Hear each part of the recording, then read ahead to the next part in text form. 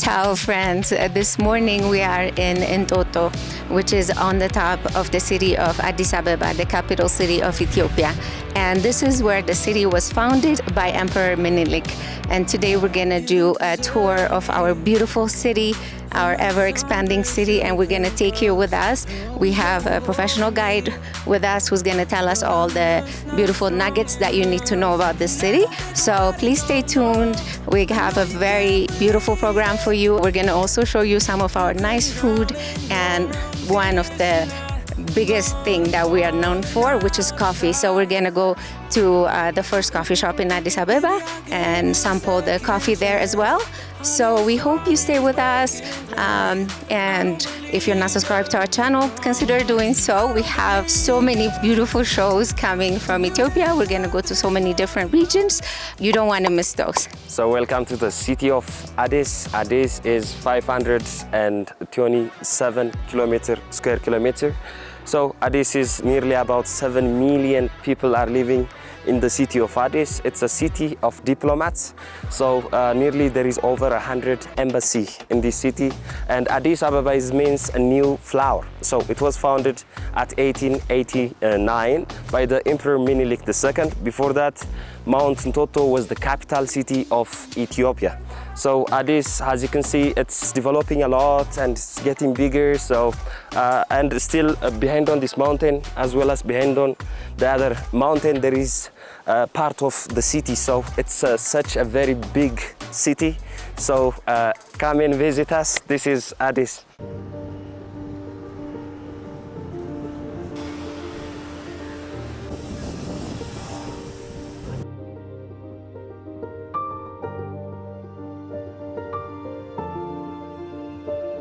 So next on our tour is the University of Addis Ababa, which is funny because I went 1 year here before moving to the US, so I studied here, and it's bringing me so many memories from I think, when was it? In 1992, I think I studied here. So now you know my age, but yeah, it's a beautiful, beautiful university because before becoming a university, it used to be a palace.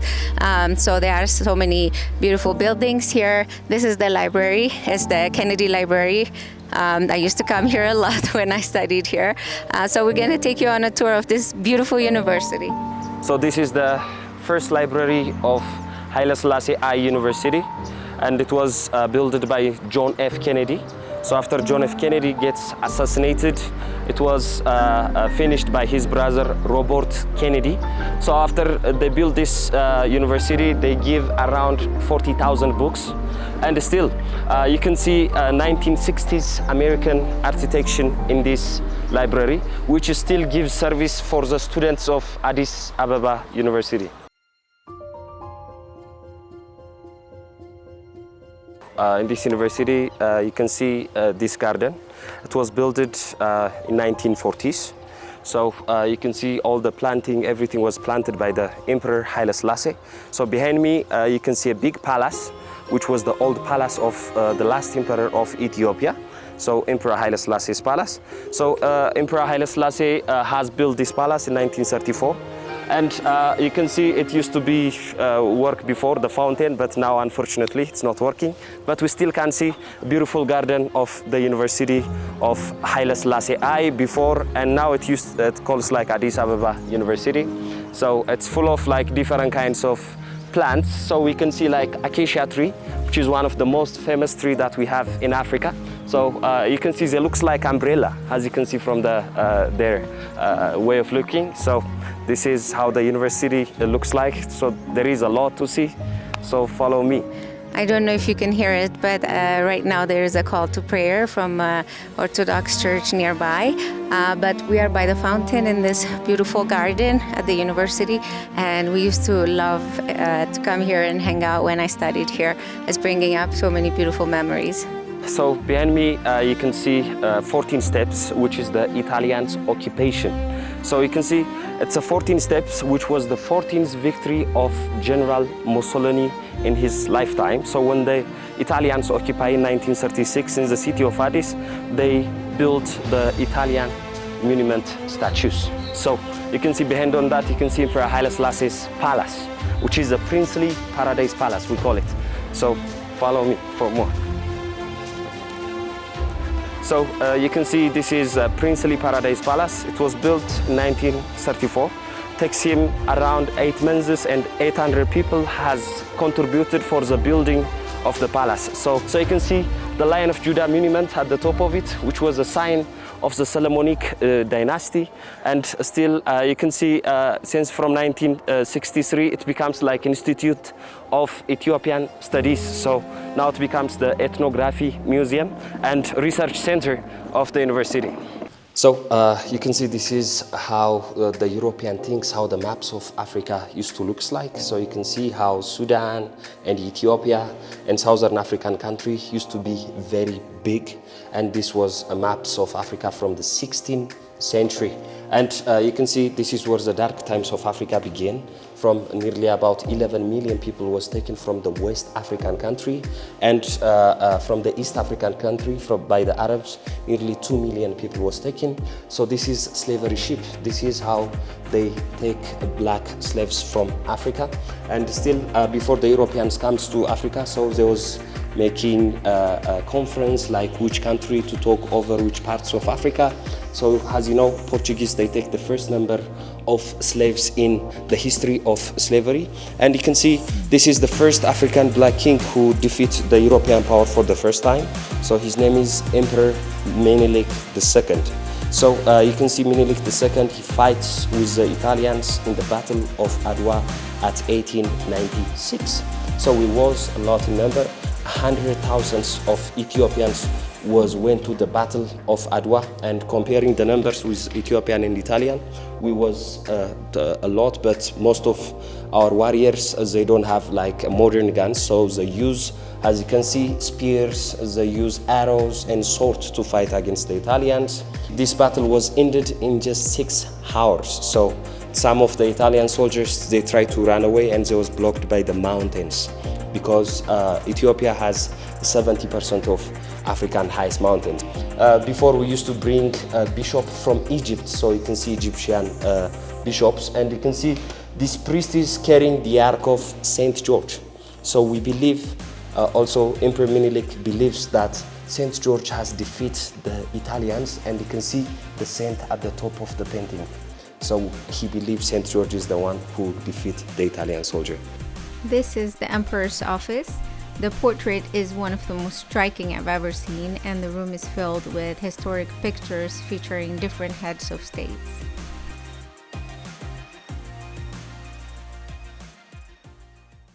So you can see this is the Ethiopian patriots outfits. So you can see the shield, it made out from hippopotamus skin. You can see they don't have a metal clothes, so they wear like lion skin, and you can see their spears and swords. So this was the military outfits of the Ethiopian patriots in the Battle of Adwa. And we can see here from this painting, all over the country of Ethiopia, you can see lots of patriots when they go to the north to fight for their country at 1896. So you can see most of them are Afro hairstyles, because they promised each other not to cut their hair. We can see Emperor Menelik's banquet. So we have arrested thousands of Italians. So you can see some European diplomats were coming here to ask for the soldiers of Italians, and our emperor was telling them, we are a peace lover country, we don't need a war against you guys, so all we need is peace, and we can work together. And you can see most of our people, they are Afro hairstyles, and you can see eating raw meats. In Ethiopia we eat the raw meat. So in the 16th century there was a war between the Muslims and the Christians. So if you try to cook food, they can see where you are and you can get killed. So from the both sides, they start eating raw meat to survive and to continue fighting. Now it becomes part of our tradition. So, and you can see also we drink Ethiopian honey wine. It made out of from honey, hops and water. We don't have a social medias before, so this is how we announce. We call it announcements. If there is war coming or if there is a new rule, if it is kicks over like 15 times, which is mean everybody has to go to the center of the town. So this is our announcement equipments.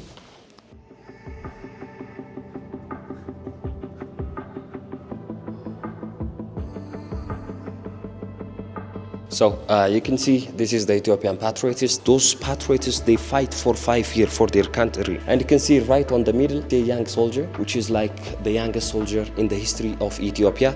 He was only 12 years old when he fights against the Italian. So you can see all of them have Afro hairstyles, and they promise not to cut their hair until the end of the battle.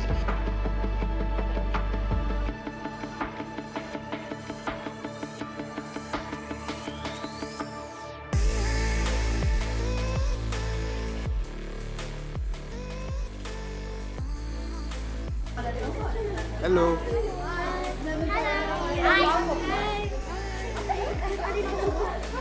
You guys, this museum is absolutely worth it. We learned so much. It used to be also the old palace, so you can see where the Emperor Haile Selassie used to sleep, his dressing room, his queen dressing room, her bathroom. It's absolutely beautiful. You can learn about the different tribes. So it's definitely worth coming here and spending some time, because we have such a rich history, and it's captured here. But there are many other museums that you can go and visit in Addis Ababa.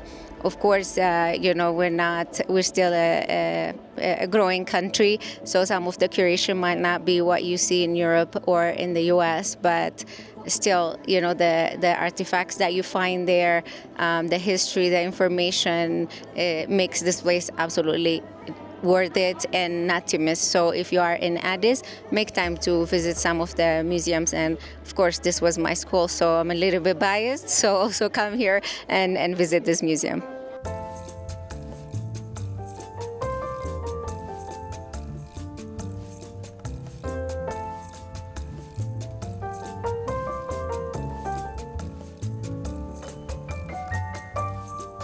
This is the first restaurant in the city of Addis, and it was gifted from Emperor Menelik to his daughter when she gets married. So it says Z, which is mean Princess Zoditu. So you can see Wu is Wube, the husband of the Empress, and Ta, you can see the letter of Ta here, which is mean they get married. So Tagabu. So Zoditu, Wube, Tagabu. So you can see this was their house. They used to live here. Now it becomes the oldest restaurant in the city of Addis. This place is gorgeous. The decoration inside is just fantastic. It's full of, I would say, traditional items like mesop, the container where injera is stored. Even the very same center of this table we're eating is actually the plate where you cook injera. Yes. Yes. And there are musical instruments, a spear, a shield, and of course all the curtains have the design element to it, which adds to the charm of the place. Also, the actual house is round. This is the traditional way of building houses in Ethiopia. It's called the gojobit. And if you go to the villages, houses are made like this, but with mud. This one is more modern. But you can see also the roof is the traditional way, and it's absolutely beautiful. You also see some paintings that are made on actual animal skin. So here we can see we have a special Ethiopian homemade alcohol, which is called honey wine. It's made out of from hops, water, and honey. So it's fermented for over 2 months. So this is one of the most famous traditional drink in Ethiopia. We ordered tej, or honey wine, which is simply fantastic, but is dangerously good because you don't feel it and it can get to your head pretty quickly.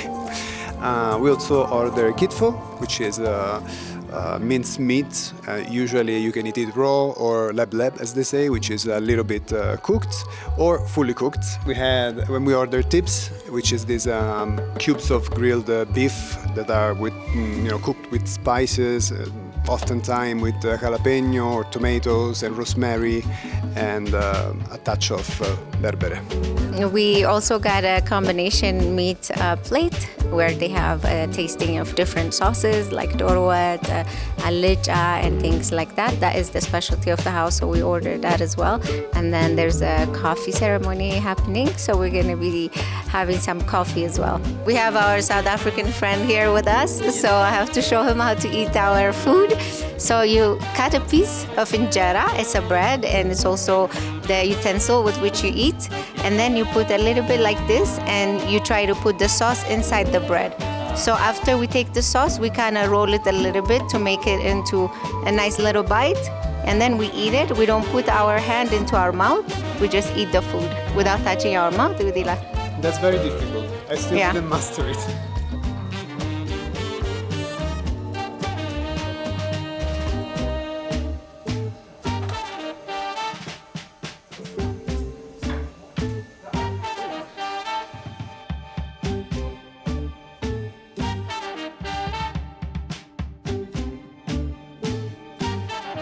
One, two, three, Ethiopia! እዚህ አካባቢ የተገኘ ነው እንግዲህ ካልቸር ዴይ እያከበርን እንገኛለን። ያው ደጃችቤ ሰፈር አካባቢ ተገኝተን ካልቸር ዴይን በዚህ በደመቀ መልኩ እያከበርን እንገኛለን። ያው ኢትዮጵያ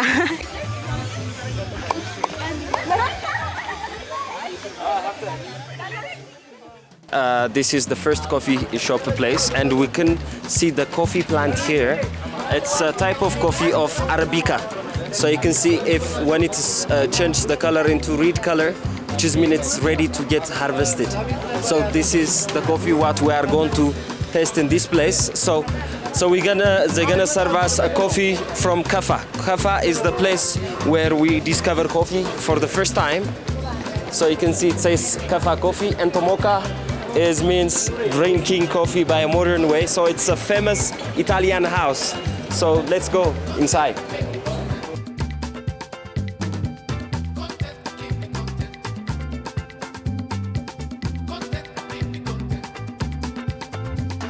So here you see all kind of coffee, and they tell you where they come from. In Ethiopia we have different regions that do coffee, like Harar and Kaffa, Jimma. So, you know, like people are very particular about coffee, just like wine connoisseurs. There are coffee connoisseurs here, and when we buy our coffee, we're very picky where it comes from, what kind of quality it is. And also, even though this is a modern coffee shop, with the mocha, which is the Italian way of making coffee, you still have the traditional jabana. This is how we brew our coffee in Ethiopia. It's made out of clay. So they're displaying this beautiful jabanas here. So this is a translation of the French word. You can see it's translated to English. So when you drink a cup of coffee, the idea comes in marching like army. So as a French speaker, the English translation is a little bit too basic because it's a quote from Balzac. It's a very famous writer, and the French is very, very beautiful.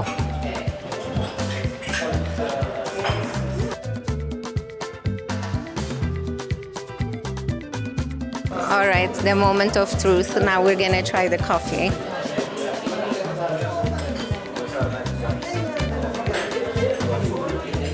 Wow, it's so foamy, lovely roast. It's so aromatic, it's lovely. Huh? What do you think? I got the macchiato, and I have to say I'm impressed with how velvety and creamy it is.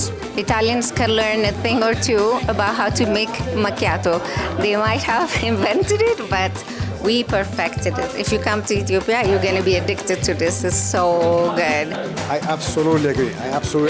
You said that we invented it. I think you guys invented it, frankly. He's going to lose his Italian citizenship just for saying this.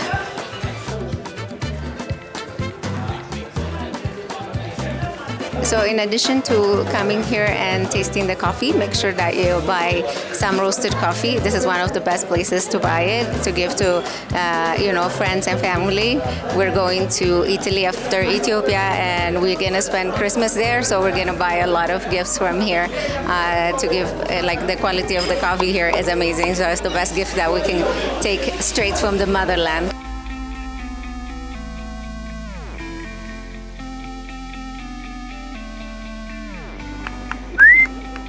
Yes.